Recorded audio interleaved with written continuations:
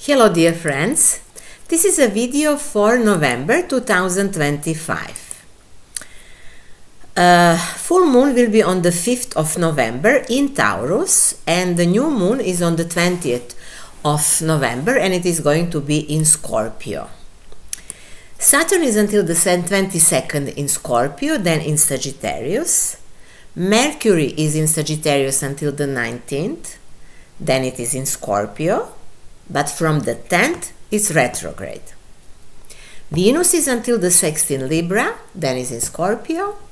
Mars is until the 4th in Scorpio, then in Sagittarius. There is this exchange through the sign of Scorpio. Saturn is retrograde in Pisces until the 27th, and after that is direct in Pisces. This is the last time with Saturn in Pisces for the next 30 years. Uranus is retrograde in Gemini until the 8th, and from the 9th retrograde again in Taurus. We again have Uranus in Taurus. And Neptune is retrograde in Pisces until the 29th degree, also last degrees for the next 140 years and more. And Pluto is in Aquarius.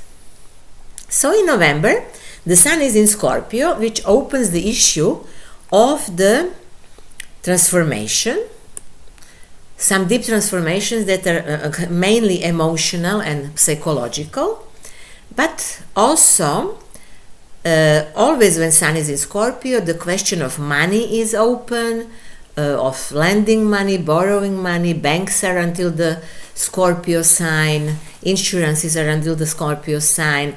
Many things that we often also call taboo topics like sexuality, hidden needs, hidden desires. This is Scorpio sign. So November is always challenging in a way, but let's remember the Sun in Scorpio has the power to illuminate the darkness of this sign, and this is actually his job, and by doing that to transform or regenerate.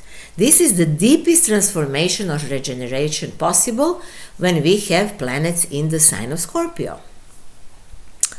It is fortunate that this year, which is so significant to all of us, we have Jupiter in Cancer. We should always remember that we have Jupiter in Cancer. It is there until the June 2026.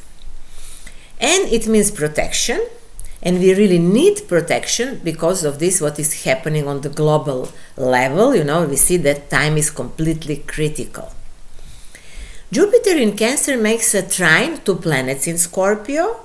So this month, all of the planets in Scorpio and all other planets in the water signs are actually blessed with the Jupiter aspects.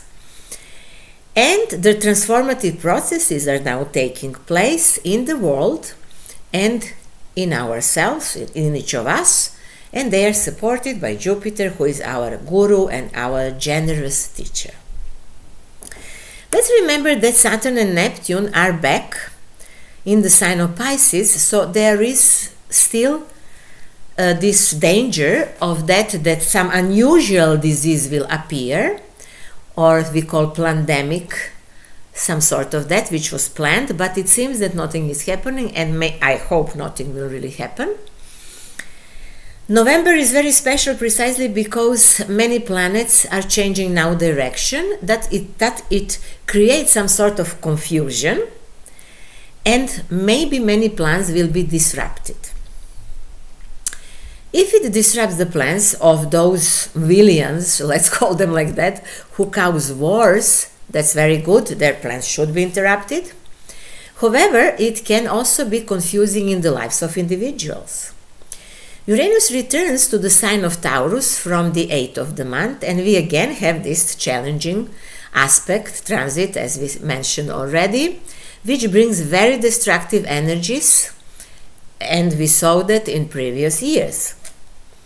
The wars are not over yet, and unfortunately, with this Uranus going back into the sign of Taurus, we see troubles continuing. And now we are all waiting to see whether the war with Iran is necessarily or not, which would be most probably the last war in the Middle East, because China and most probably Russia will help Iran, and Iran will win, and this is the end then. So now the trouble is that when we look at the horoscope of Iran, we see that Neptune and Saturn are now in transition in conjunction with the Mercury and Mars of the Iran. And furthermore, this Iran, today's Iran, so the state of Iran today's, it has Sun in Aries in its horoscope, which means that both planets now, I mean, when I say both, means Saturn and Neptune, are approaching the Sun of Iran. And this is the trouble. But let's still hope that there is not going to be a war. At the end of October, America introduced new sanctions against Russia, and the meeting of two presidents of these countries was cancelled. Similar events can continue in November, like confusing things, as we said, because it is not clear the direction now in this month. Definitely not. The price of gold and silver also has fallen a little at the end of October, but this is temporarily. Even if it falls a little bit more, doesn't matter, because definitely sooner or later the price will rise. Be sure to check out my video about gold. I recorded it in October, and I talked about that, how gold and silver can help to overcome inflation and the coming financial crisis.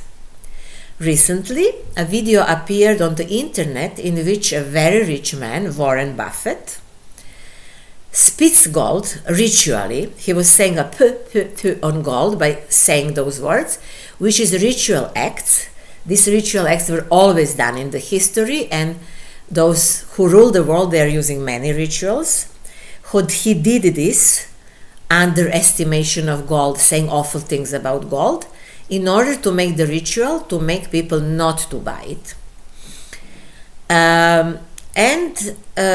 He also said completely ridiculous things, that gold is something that is part of the past, and now it has even bad reputation because of certain things, and the future is in the digital money. And when people will no longer have anything in their pockets or nothing material, they don't need actually anything material, but it's just important to trust. The future is the matter of trust, he said. So people should trust the system who gives them something in digital form. So this is part of that package that we call today digital fascism. And let's laugh on his words, because it is completely ridiculous what he said, and he said that purposely to make people to be stupid. I believe that there are enough smart people who won't believe him or won't believe in that digital currency, because definitely we are not ready for that. Maybe one day that can be, really, but not in this. This is a system that nobody can trust. I don't doubt that that can be in 100 years or more, but definitely not now. Saturn has been direct in Pisces since 27th, or no, it will be since the 27th will be direct in Pisces, while Neptune will stay at the last degrees of Pisces and will be also direct in December. So these two planets have been together for 3 years and will be together for almost 3 more years, which is extremely significant for our time. This is tough combination, you know, and it was challenging in Pisces, and it will be even more challenging in Aries. And these two planets have 2 exact conjunctions. One happened already and one will be in February 2026. But even if there is no conjunction, they are together.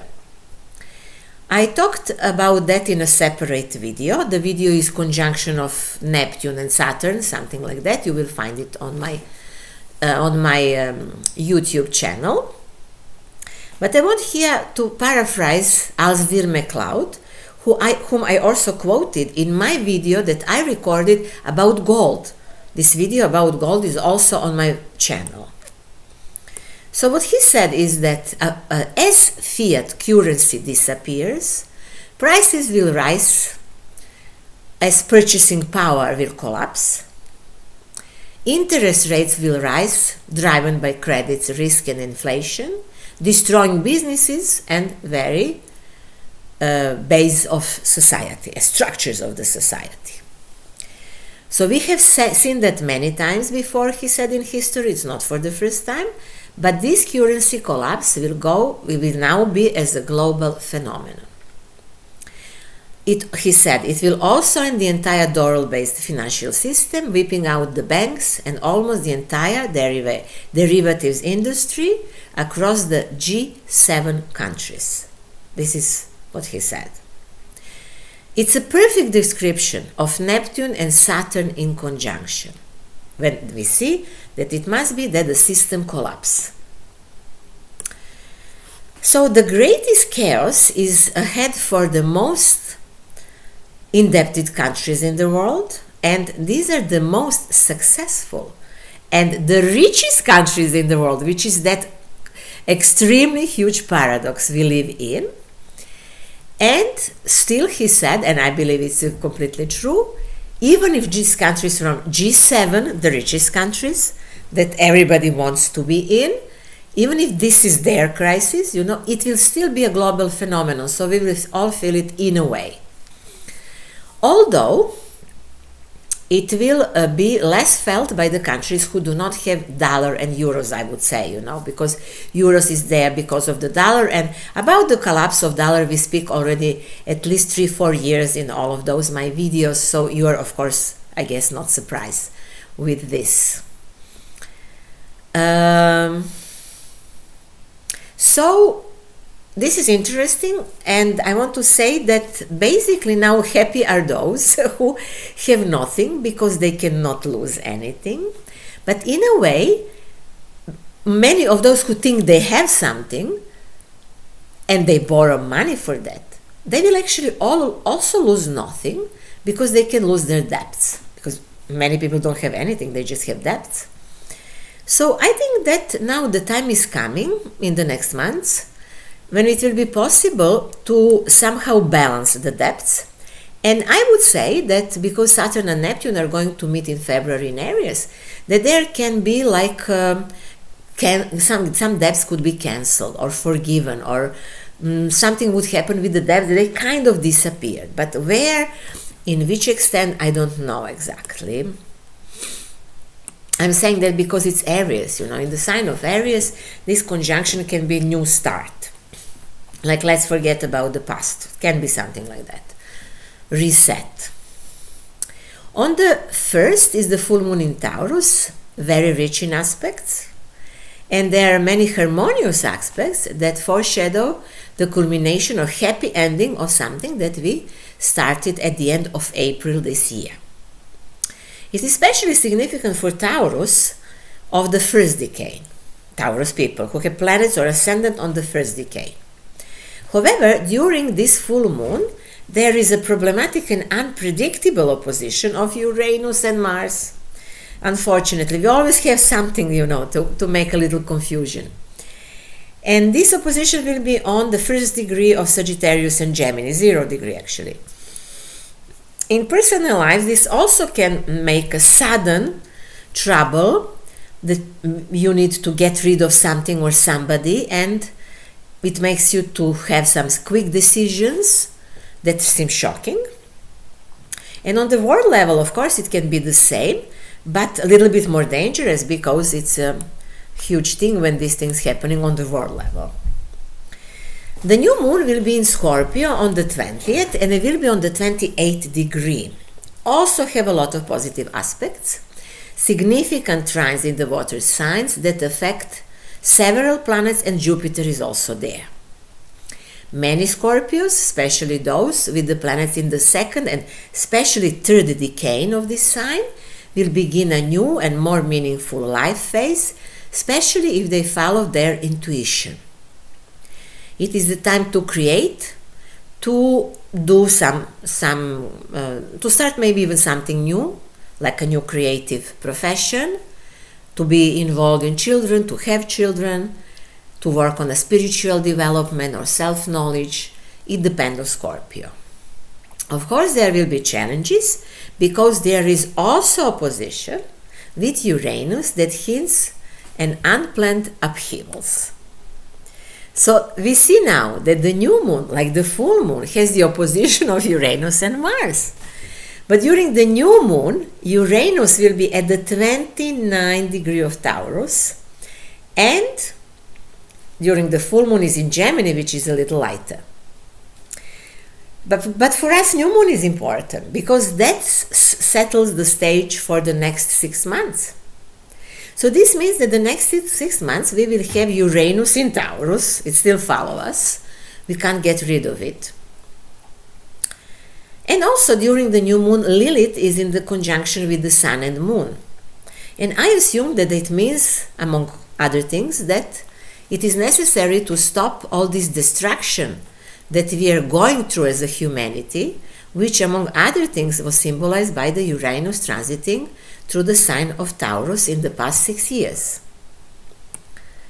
The crises that I talk about are not just economic crises that occur every 80 years. Actually, people from the financial sphere, they know that every 80 years there is a financial crisis. And this is actually Uranus transiting Taurus. But this is not the biggest problem, this crisis. The trouble is that they made in this time many experiments with nature, with human lives, with food, and they made a lot of damage. This is trouble with Uranus in Taurus. But I would like to emphasize that it depends on our level of consciousness when all these crises will be overcome.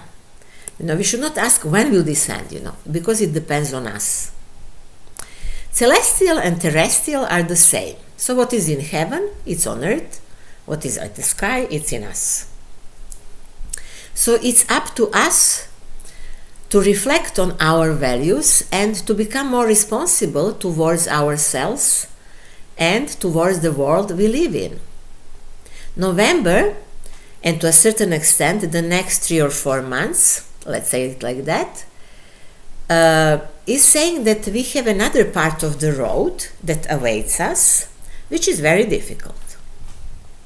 This is the moment that appears in many fairy tales, in mythological stories and other stories, when the hero or the heroine has to do the last, most difficult task, which often means that they have to face the darkness, but that's actually the darkness of their soul.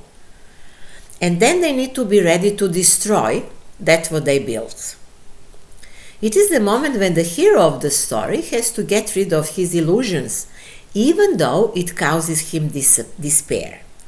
And he has to know, well, this was just illusions. And then what is left for him?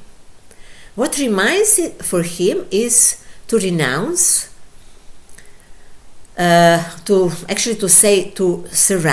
surrender to God, with faith that everything that will happen in the future will have some higher meaning, even though he does not understand it now, because he doesn't know anything about that now. When he does so, he actually cultivates his inner life. Because now, when he does so, he understands that it is necessary to surrender to some higher law. This is what the Sun through Scorpio is teaching us, and especially this new moon in Scorpio now. And already on November 23rd, the Sun enters the sign of Sagittarius, and on that day appear much more trines. There are many trines now again, new trines, So it means this is the gift that we get from God if we do the proper job before. So this also means that God gives love to those who believe and who know that everything in the universe has a meaning. We just need to trust that there is a meaning. Therefore, everything that is happening now has a deep meaning, and we have reason to be optimistic, regardless of all of the challenges that we are having or we will have ahead. Mars is also in Sagittarius for the most of the month, giving dynamism and strength to those who have strong faith and who have noble goals. It's especially important now, this Mars, for Sagittarius people, but for all of us. Why is it so important? Actually, not just Mars, but also Sun in Sagittarius. Why is it so important? Well, it is because when we have planets in Sagittarius and their ruler is Jupiter, we need to see where is Jupiter. And Jupiter is exalted now. It is in Cancer. That's why this November, end of November especially, and December can be fantastic in a way.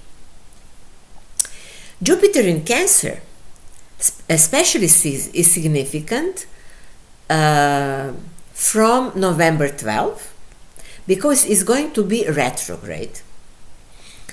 And that will bring us to the period before, like let's say 5 months before. We will remember the summer when we all kind of felt lighter, almost all of us, because the energy was quite different. And maybe we can be grateful to God that He gave us that as a signal of the change that we can go to if we have faith that we are talking about here. So we will have the opportunity to thank God for everything, and this retrograde Jupiter will stay with us until March. That will also be a fantastic time for us to generously forgive others and ourselves if needed. We have nothing to lose and everything to gain when we forgive. We can also be sure that this heavenly symbolism also means victory over evil. Definitely it does. Because Jupiter is actually the symbol of that force that appears in these moments of judgment where it's necessarily, and it throws the light and thunderbolts and do this terrible noise, burns everything in fire, which is of course spiritual fire, and cleans everything that is spiritually impure. This is happening always in these historical times, in these periods of times, when it is necessarily, when this fight between negative and positive forces is strong. But actually this is happening always in us, in every moment in our souls also, you know. This is the archetype that we live in. Then from the 10th of November, Mercury will be retrograde, and it will be there as a retrograde planet until the 19th in Sagittarius, and after that will be retrograde in Scorpio. From the 30th of November, it's already direct, but it comes out of its own retrograde shadow only on December 17. You probably know that you should avoid purchases and signing contracts while Mercury is retrograde and while it's in its shadow. But life goes on, we cannot interrupt everything because of Mercury, of course. What can help us is to pay attention to details, but often we think that that helps us, but it does not help really, because we are still confused. I would say with this retrograde Mercury, we should pay special attention on the details of our emotions. You know, this is important now. Our emotions will say us things that we need to understand. Venus is in Libra for the first 6 days of the month, in one of the best positions, where it does not only represent love for that what is aesthetically attractive, but also represents good understanding of law and legal issues. After the 6th, Venus moves into the sign of Scorpio and stays there for the whole month. So here Venus is in exile. And to give good results, it needs to be transformed. Perhaps one now should sublimate his painful feelings into the art or creativity or some sort of therapies. And during that process, a man can help others and help himself in the same way. This is how we overcome the transit of Venus through the sign of Scorpio. And that is all for now that I wanted to tell you in this video for November 2026. Check my web pages, symbolicthinking.net, to see which kind of consultations I offer. I use astrology for the personal growth and self-knowledge, so I'm not involved in classical Western astrology. I do astropsychology and spiritual astrology. Spiritual astrology is astrology that takes in concern lunar nodes and prenative eclipses of the sun and the moon. So this is basically what I do, and also I offer consultancy based on the method that I call the change of the code, the change of perception. This is a technique that helps us to look at us from a different position. This is the change of perception. This is how we change the past and how we arrange the future, by having the certain perception in ourselves, So this technique helps us to work with ourselves, with inner patterns, with inner prejudice, and to change the perception of them in order to have, let's say, better life, to better understand ourselves and so. If you like this video, please like it, share it, and subscribe to my channel, and thank you very much for that in advance. And at the end, I wish you to overcome this part of the road with faith in the higher meaning of the events. And see you soon.